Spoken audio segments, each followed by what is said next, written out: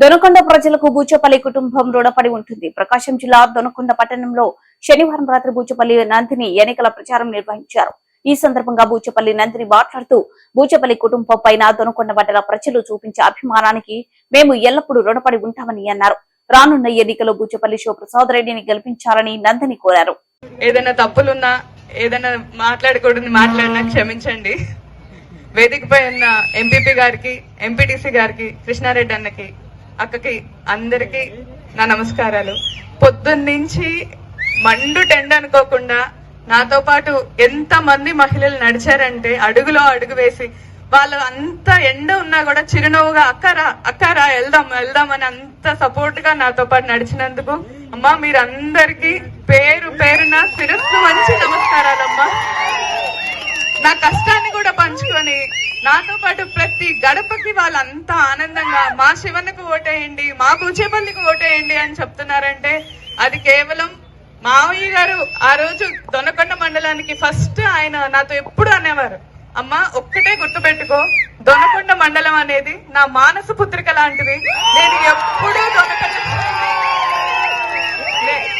నేను ఎప్పుడు దొనకొండ ప్రజల అభిమానాన్ని వాటికి నా జీవితాంతం రుణపడి ఉంటానమ్మా. మనందరం కూడా మన ఫ్యామిలీ మొత్తం బూచేపల్లి కుటుంబం ఎప్పుడు దొనకొండ ప్రజలకి మీ అండదండలకి మేము ఎప్పుడు జీవితాంతం రుణపడి ఉంటాము.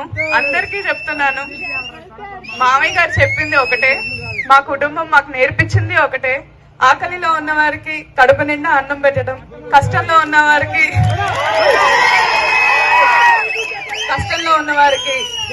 కొండంత సాయం చేయటం, బాధలో ఉన్న వారికి ఓదార్పు ఇవ్వటం, ఈ మూడు తప్ప మా మామయ్య మాకు ఏమీ నేర్పించలేదు. మేము అదే బాధలో నడుస్తాము. 20 ఏళ్లుగా ఎన్ని పదవులున్నా పదవులు లేకపోయినా దర్శి నియోజకవర్గాన్ని మేము అంటి పెట్టుకొని ఉన్నామంటే అది మీ అందరి ప్రేమ, మీరు మాపై చూపించే అభిమానం. ప్రత్యక్ష పార్టీలు చూస్తున్నారు, వస్తున్నారు, వెళ్తున్నారు. 5 ఏళ్లుగా ఒకసారి పోటీ చేసిన వాళ్ళు ఇప్పటి వరకు రెండోసారి పోటీ చేయలేదంటేనే మీరు అర్థం చేసుకోవాలి. ఈ దర్శి నియోజకవర్గం అనేది మా మనసుకి దగ్గరగా ఉన్న ప్రాంతం. మీ అందరికి కూడా తెలుసుండాలి, నేను ఈ నియోజకవర్గ ఆడపిల్లని. ముల్లమూరు మండలం జమ్మలమడక మా